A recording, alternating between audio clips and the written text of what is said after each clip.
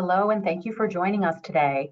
We're going to wait another few minutes as people are gathering. Thank you for your patience.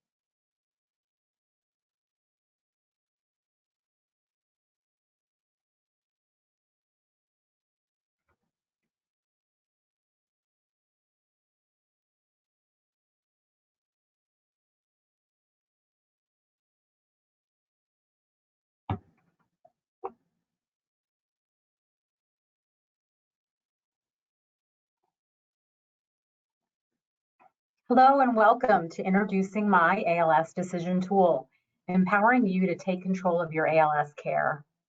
Before we begin today, I want you to know that you are muted and not on camera, so please relax and enjoy the presentation. We'll last for about an hour today. You will notice a chat box to the right of your screen to enter your questions for our Q&A session after the presentation. Lastly, this program will be recorded and available on our website in the next week or two. So let's get started. I'm Nicole Sammartino, Community Education Manager for the Les Turner ALS Foundation. Thank you for joining our ALS Learning Series with Lauren Webb, Director of Support Services and Education for the Les Turner ALS Foundation. My ALS Decision Tool was developed in collaboration with people living with ALS, care partners, advocates, researchers, and clinicians. This groundbreaking decision tool is a web-based interactive series of questions and considerations which can help you take control of your ALS care. Today, you will learn about two different modules, one on breathing and one on nutrition, the two issues of most significant concern to people living with ALS. By attending this webinar, you will learn how to use My ALS Decision Tool to explore quality of life considerations, review treatment options, and prepare for conversations with your doctors. Before I formally introduce you to Lauren, I would like to tell you a little bit about the foundation. The ALS Learning Series is made possible because of the Gilbert and Jacqueline Fern Foundation and our industry partners. We are leaders in comprehensive, personalized ALS care and research. We realize that people living with ALS may feel overwhelmed and unsure of what questions to ask and what to do next. The Les Turner ALS Foundation exists to care for those affected by the disease, guide them to answers, support them and their loved ones, and provide hope through scientific research. Our support services team is comprised of knowledgeable and compassionate nurses and social workers with many years of experience guiding people and their families impacted by ALS. We offer a variety of services, including care visits by ALS support service coordinators, support group meetings, educational materials and programs, and a few others mentioned on the slide. At the Lois and Salia ALS Clinic at the Les Turner ALS Center, We offer access to enrollment in clinical trials and dedicated clinical trial coordinators. We are Chicagoland's first and largest multidisciplinary ALS clinic with the highest number of neurologists and dedicated pulmonologists. And we offer multidisciplinary care that brings together an experienced team of neuromuscular specialists in one clinic to provide comprehensive support for you and your family. Lauren Webb, who will be presenting for us today on introducing My ALS Decision Tool, is our Director of Support Services and Education and joined the Les Turner ALS Foundation in 2019.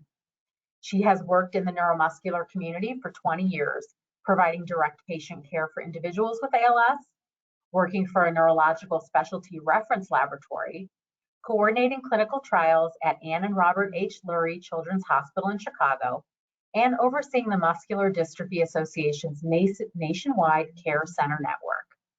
She has a master's degree in social work with a concentration in health administration and policy from the University of Chicago. Lauren is a devoted advocate who approaches people and problems with humility, curiosity, and humor. It's my pleasure to introduce to you Lauren Webb.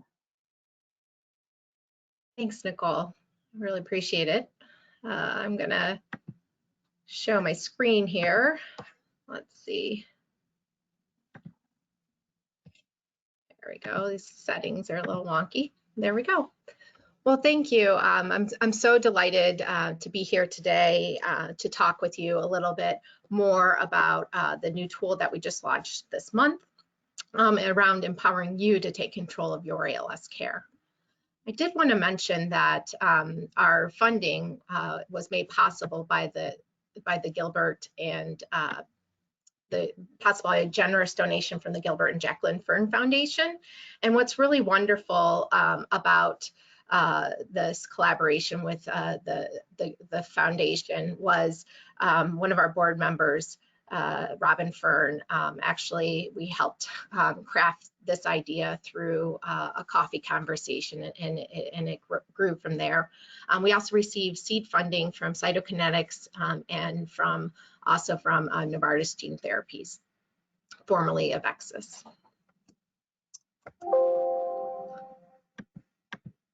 Okay, let's see.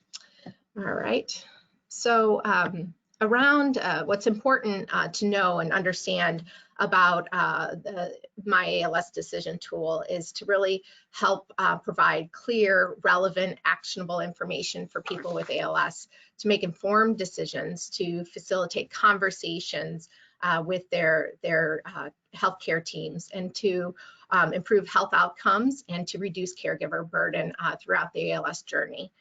We do know that there are other conditions have utilized a decision-making tool, an interactive guide to accomplish those specific goals. When we had a wonderful partnership with an Australian researcher who helped guide and inform the work that we do.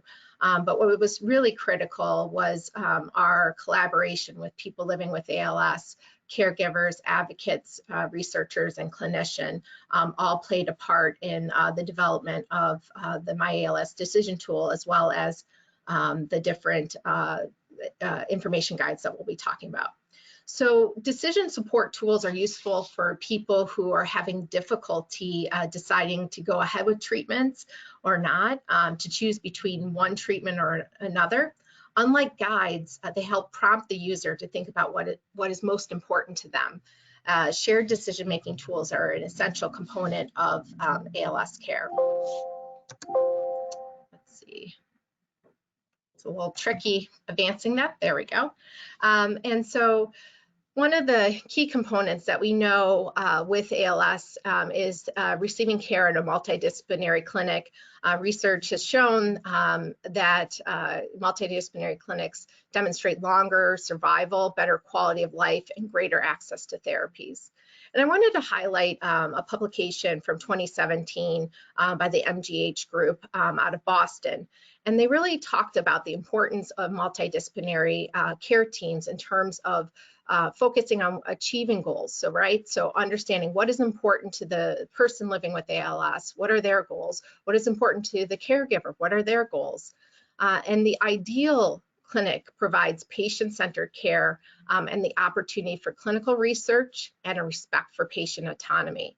And what's critical is that the environment is hopeful and is built upon good clinical practice and really caring for people with the heart. And I think that comes through at many different clinics across the country. So here at the Les Turner ALS Foundation, we have been supporting families individually. Here's a picture of Julie Stowell, who is one of our ALS support services coordinator, having a conversation with Daryl at a clinic. And, you know, what I've learned from Julie over the years is really important, is that she always leads with, what does the individual want? What does the family want? What are they trying to solve? What is the big hurdle? And really, she works with them, and many of our other coordinators work with families to help inform them.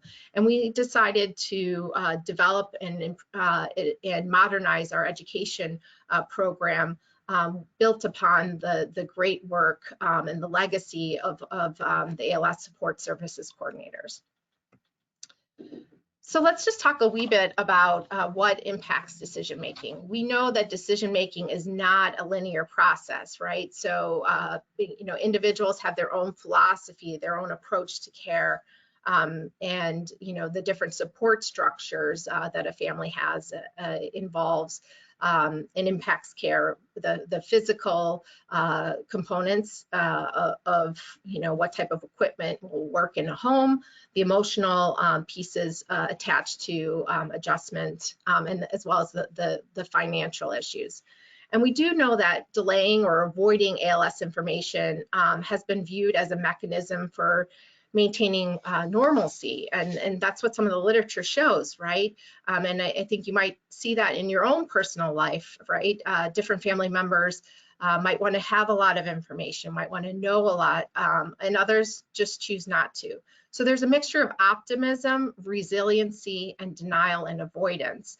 You know, the one day at a time, wait and see approach can cause challenges with attempts to create a plan.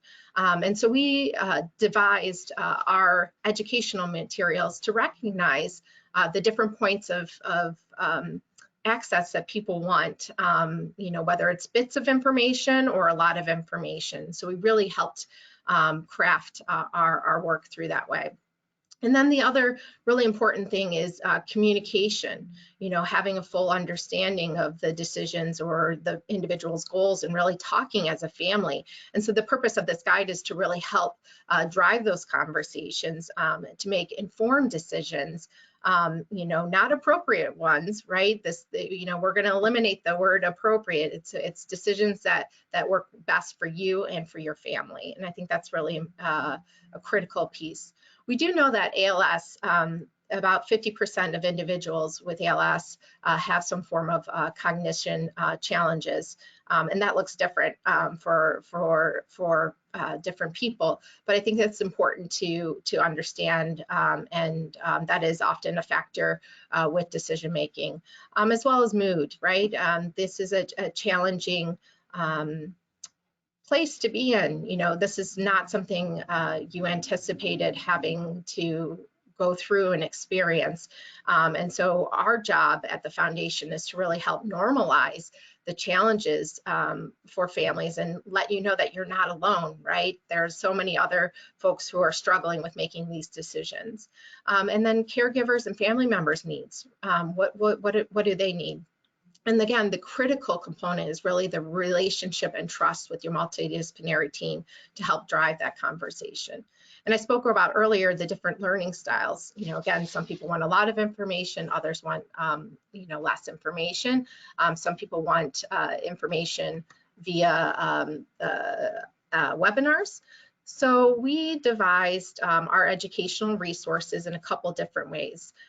We developed guides for 6 of these different modules. So ALS and breathing, ALS and nutrition, ALS and communication, mobility, home modifications, and activities for daily living.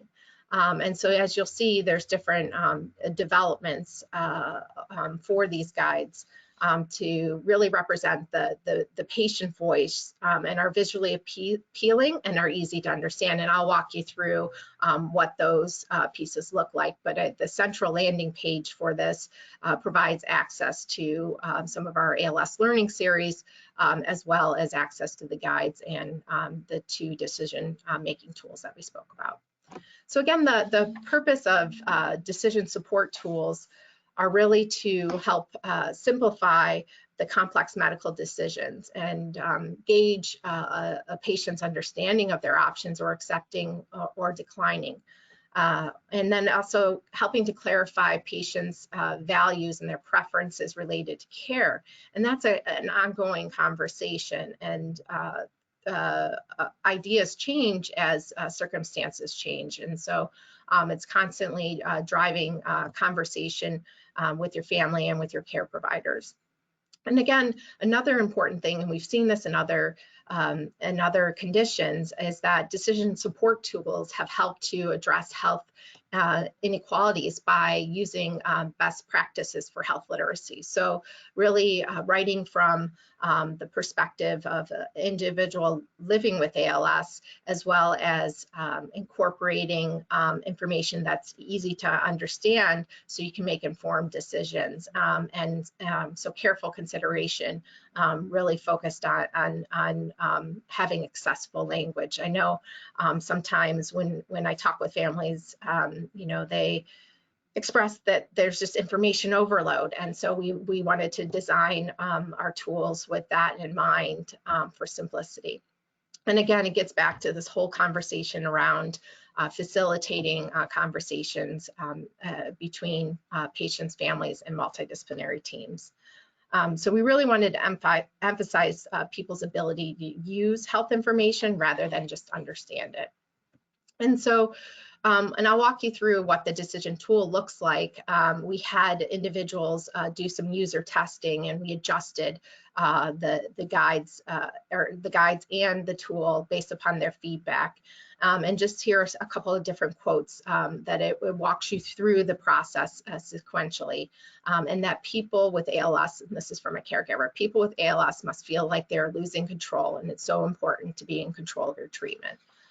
So that's really, you know, the focus of our, and the theme that kept coming up is around control. And so I'm going to show you some of the tools and what they look like.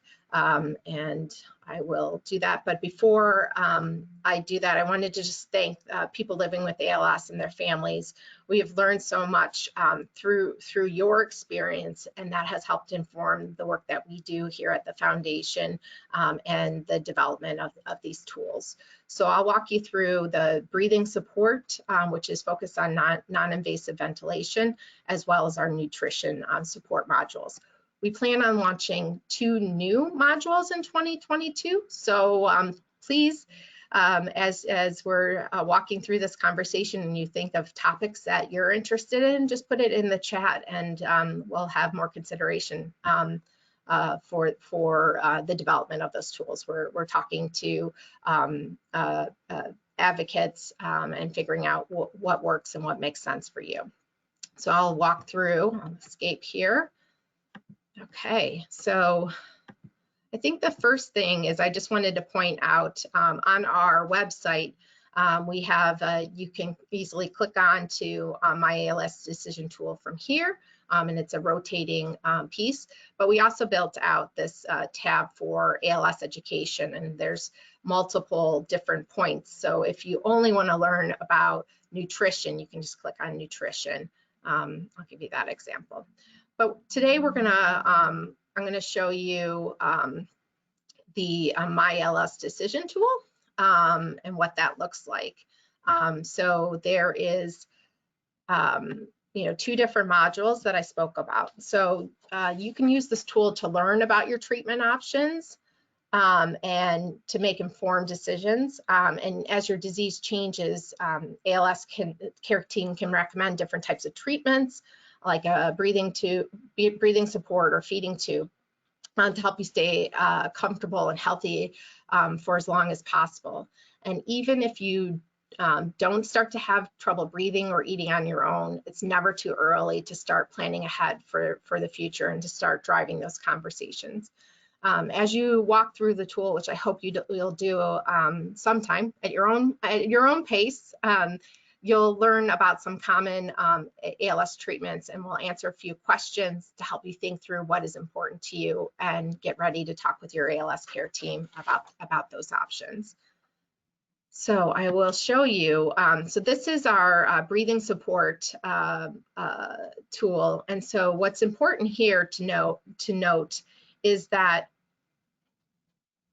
we just are starting off with symptom identification, and this is not by any means an exhaustive list, but this is meant to identify some of the more common symptoms that an individual might be having if they're having some respiratory challenges.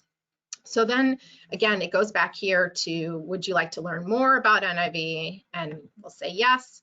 And then what happens that next is it leads you to this beautiful picture of Rosie, who was generous enough to take a photo and showing her NIV device.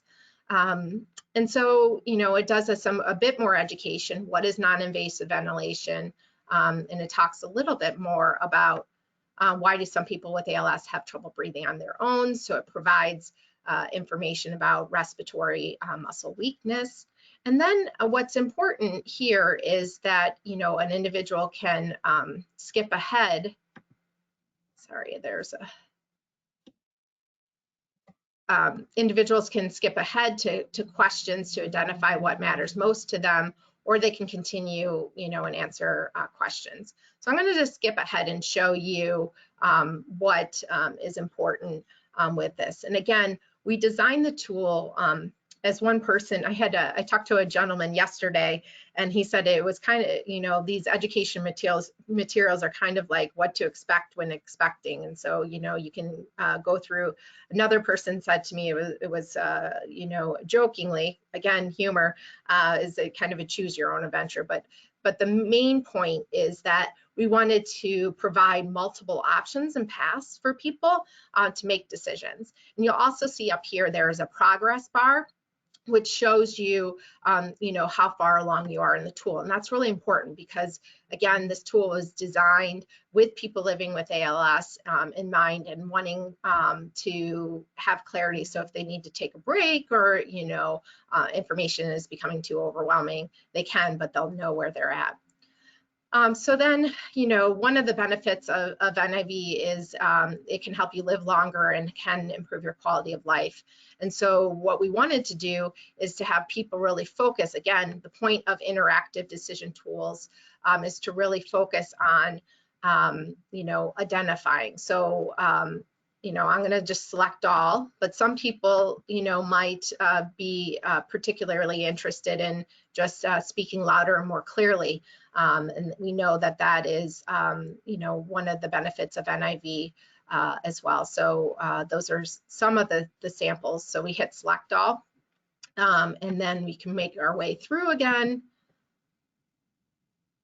And then it talks a little bit about the disadvantages, right? So what are the disadvantages of NIV? And walks through some of the challenges, needing help with the NIV equipment, adjustment, setting it up.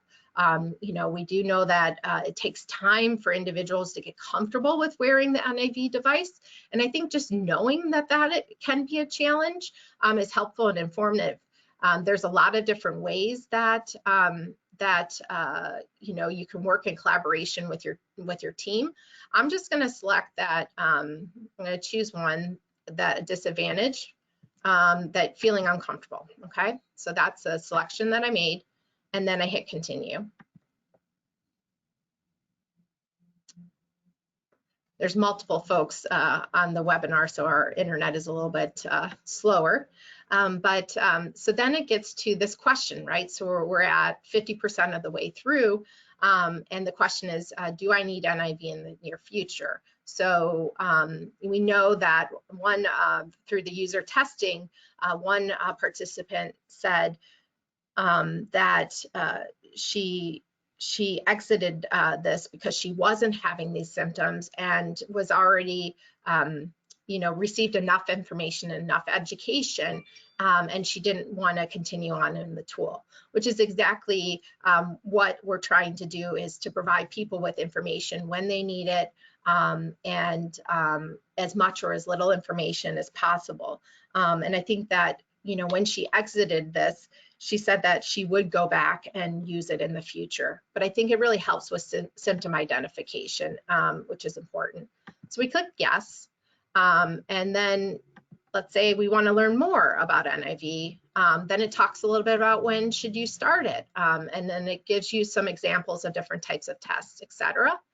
And then as you move forward, there are different options to choose NIV or not. And then I think what's really important is a lot of people have questions about, if I start NIV, can I stop using it? And that's a really important part of understanding what are your treatment options and that you are in control.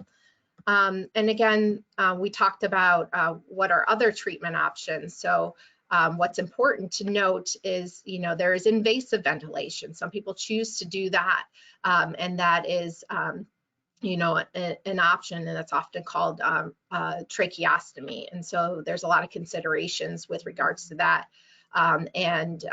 We provide a little bit of information, but again, the point of this tool is non-invasive ventilation.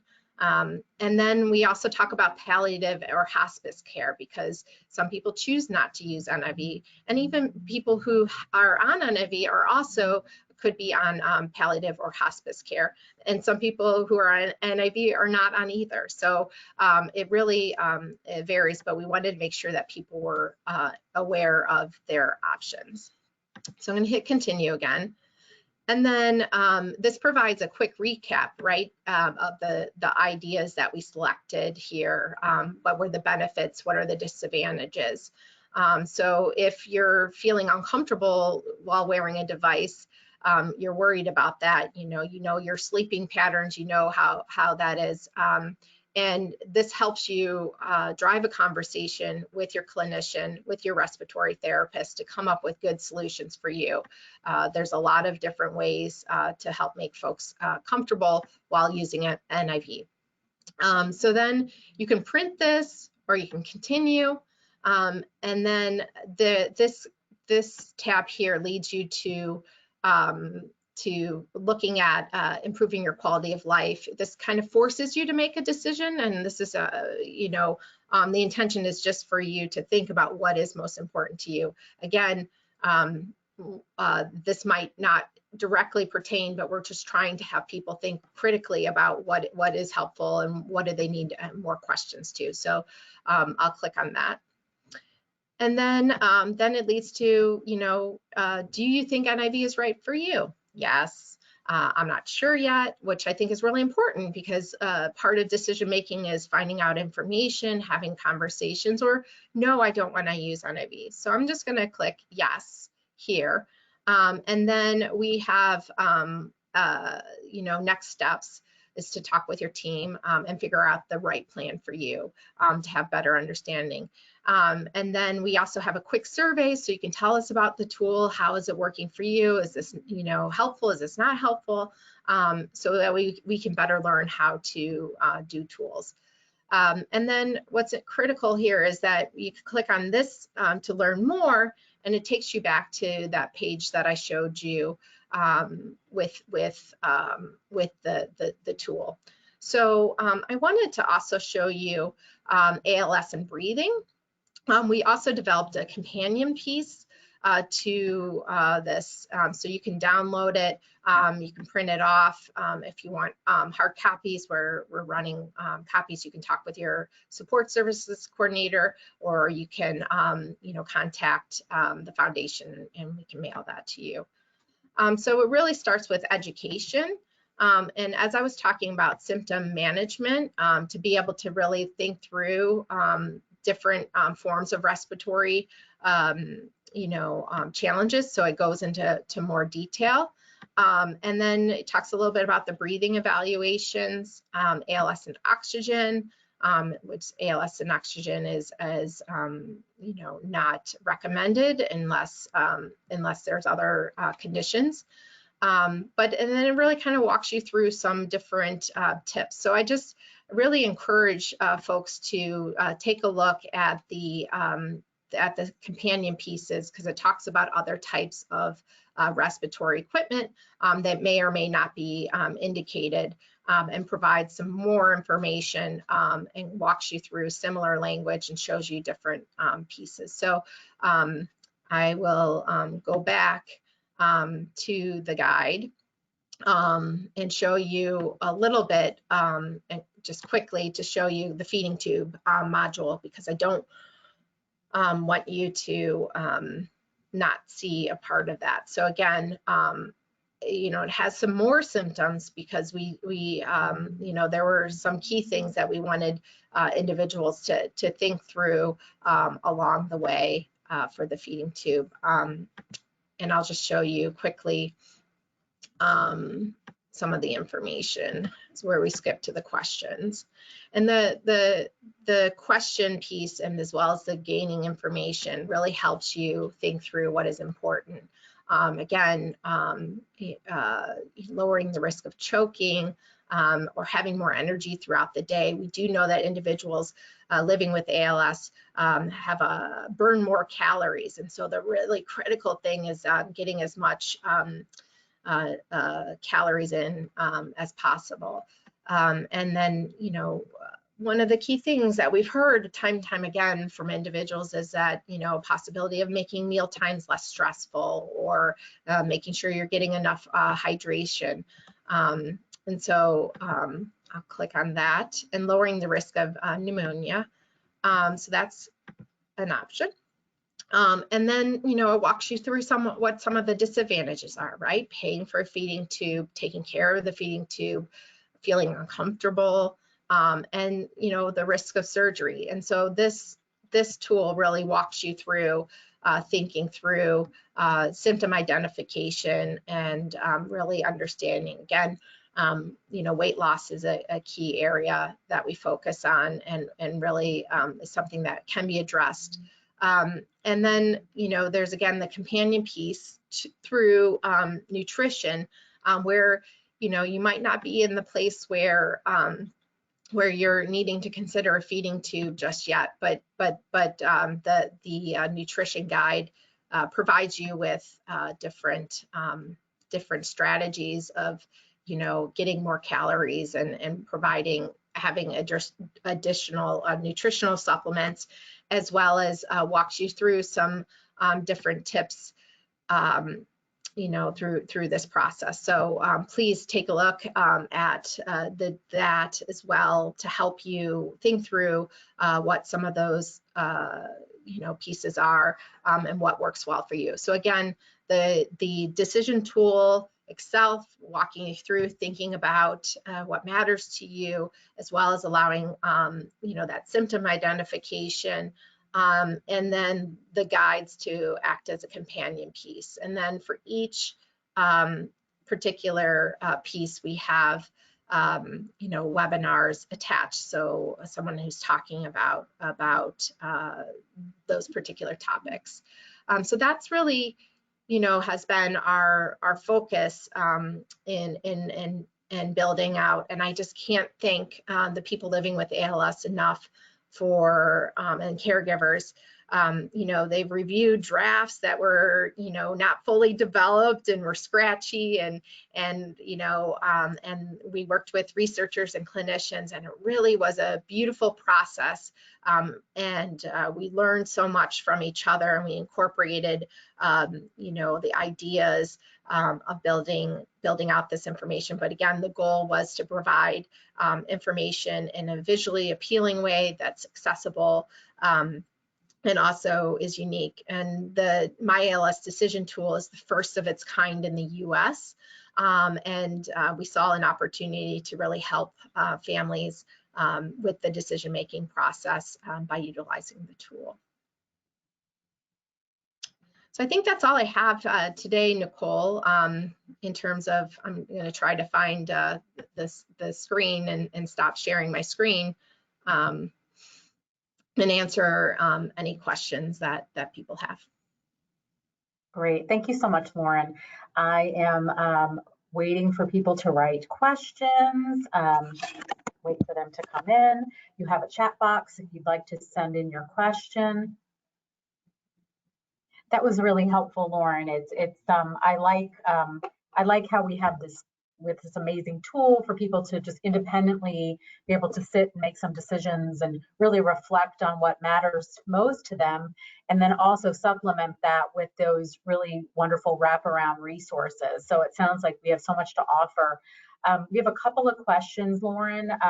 Where can I find the tool and the guides? Can you show us that again, or give us the where we can find them on your website?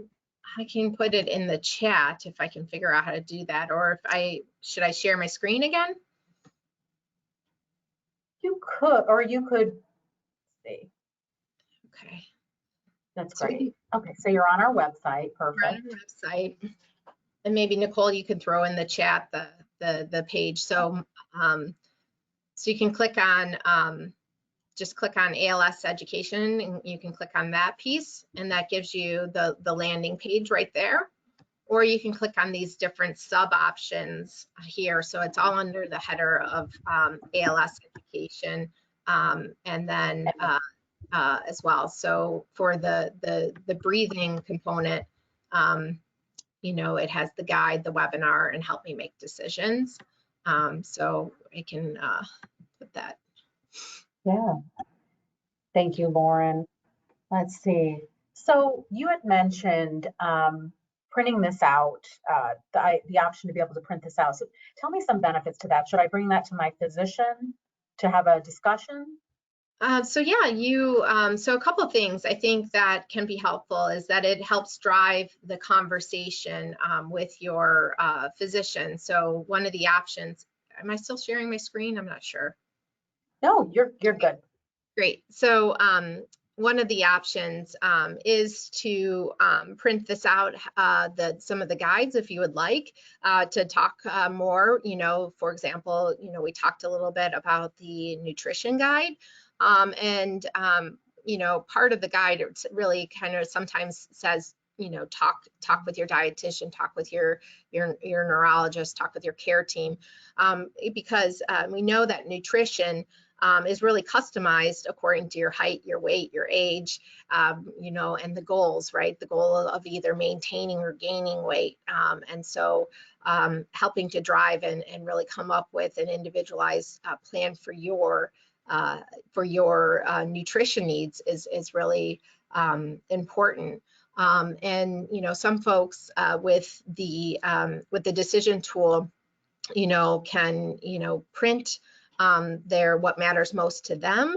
There's an option for that.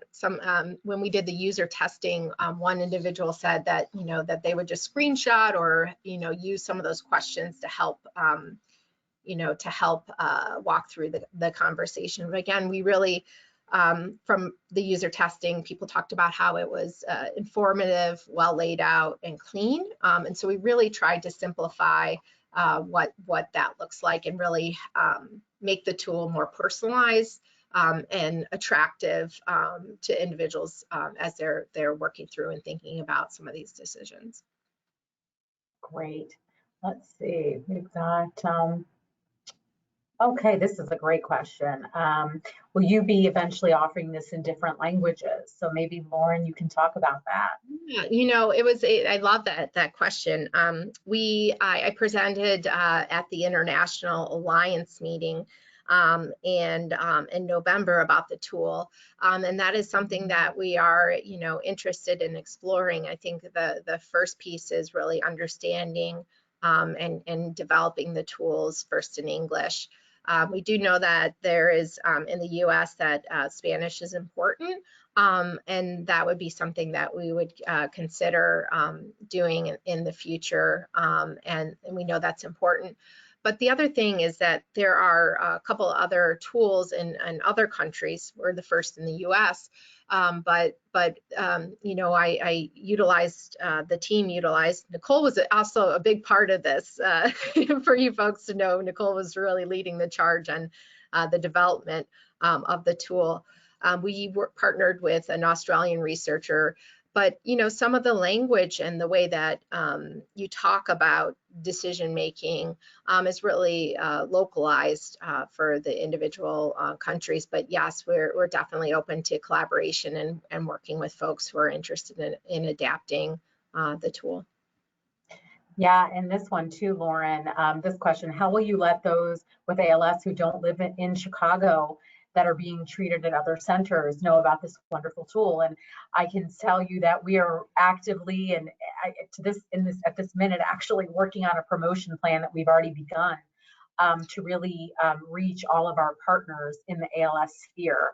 So Lauren, you might want to expand upon that. Yeah. Well, I think, you know, talking with your, with other people living with ALS across the country is really important. And we've been setting up meetings and talking with folks and making sure we do see this tool as not, you know, not just for the Chicagoland area. We see this as a national tool that folks can utilize. And so we'll be, you know, I'll be presenting at an ALS research ambassadors meeting through NEALS in January. And we're working on meeting with other ALS organizations with, you know, I Am ALS, Everything ALS, and working with other clinicians to get the word out about this tool, because we do know that, you know, feeding tubes and non-invasive ventilation dramatically is one of the core reasons why you know, folks living with ALS are living longer and helping to manage the symptoms and making those decisions has been really critical. And that adaptation varies from multidisciplinary clinic. And we do know that individuals with ALS might not be attending a multidisciplinary clinic. So, you know, we'd love to work with the folks who are listening to really help, you know, help with promotions of the tool, as well as help us generate new ideas for 2022. Yeah, I think if someone on this call is involved in a support group, I know we are working with our support group leaders to really spread the word about the tool. But if you know you're in a group and you want to share it with someone else in your group, please do that. And this kind of leads me to the question of what's the best way to get familiar with this tool, Lauren? I know it sounds like, at least for me, like I would have to go and just explore it and get familiar with it and interact with it. What do you think? Yeah, I really think it's just poking around. I think it's just, you know, clicking on information and trying to understand. And really, you know, it takes time to absorb this information. And, you know, if you're an advocate and you're working with others, it takes time to absorb that information as well. And we really carefully chose the language so that it was most accessible, because I think oftentimes it's the great unknown which causes the greatest stress, and being able to inform yourself so you can ask questions and, you know, talk about, you know, I'm worried about having the feeding tube surgery. Can you tell me a little bit more about what that looks like? And so the tool and the information guide really helps to generate ideas and to allow you to continue that conversation with your healthcare team. So important, so important. We have, looks like we have one more, well, actually we have two more questions. Someone asked if we were planning to have additional topics, and we are planning on launching 2 more modules. We're not exactly sure, right, Lauren, of which topics that will be, though? Yeah, I mean, we had some initial ideas, but I think we really would love to hear. So again, email your suggestions to Nicole, and we're looking and we're open to exploring. We do know that there are some really important topics that the community wants to address and what that looks like. So different components, maybe around caregiving, or having other issues like better understanding of the different components involved with end-of-life care or genetic testing, or I mean, you keep going through everything that you can possibly imagine. There is an opportunity for a decision tool. And if you're interested in participating and being a reviewer, helping to craft future guides, we're always looking for individuals to do that. We had over 50 people who were engaged and involved with the development of these tools, and we want more. We really see this as a community effort led by the community, and we're not looking to replace the work of clinicians. It's meant to drive conversations and level that playing field, so people are making informed decisions, and decisions that are right for them and for their family. Absolutely. And the last question that I have, and if I did not get to your question, there's one question in here that I'm not exactly sure. Please email me your question again so that I can make sure that I understand it. But the last question is, Lauren, what if I'm not ready to make a decision yet? Do you think there's some benefit in really familiarizing myself with this tool to be proactive? Oh, absolutely. So I think there's a couple benefits. So I think that we know that, I think having that early understanding of what some of the options are, and then, you can use it as an exploratory tool to learn a little bit more about it. We also do know that, some individuals with ALS, might not want to have this information, but yet a caregiver or another active family member might be really interested in knowing. So I think that's the other important part, is that, decisions don't happen in a vacuum. And, and so some people might have one of their trusted family members to, look ahead, to see, to understand, and then help drive that conversation. And there's different ways of talking about whether it's a feeding tube or non-invasive ventilation, but helping to drive that conversation when you're ready, right? And the point of our tools and our guides is, for folks to choose when they're ready, and to know that these tools exist, and that, to be able to incorporate. So we'll also be working with clinicians, so that way they are introducing these tools to folks too, right? When you're in the pre-contemplation state. Yeah. And we do know people, again, it's not a linear process. Yeah, I'm so glad you brought up the caregiver. Care partners may be interested to educate themselves so that they can best support their loved one in this process. So that was a great point too, Lauren.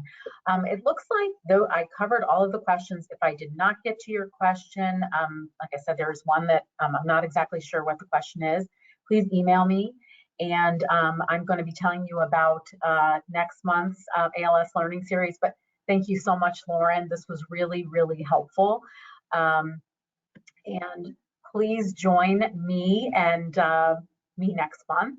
We're going to be joined by Esmeralda Vasquez and Jeanette Wider, and having a conversation around mobility aids and home modification. So please join us on January 20th. And I want to thank everyone who attended today, especially those families and individuals impacted by ALS. Lauren Webb, thank you so much for sharing your expertise and walking us through this exciting tool. Please take a moment and fill out this survey that you're going to be receiving at the conclusion of this webinar. We really welcome your feedback, and it really helps us inform future discussions. So thank you. We hope to see you next month.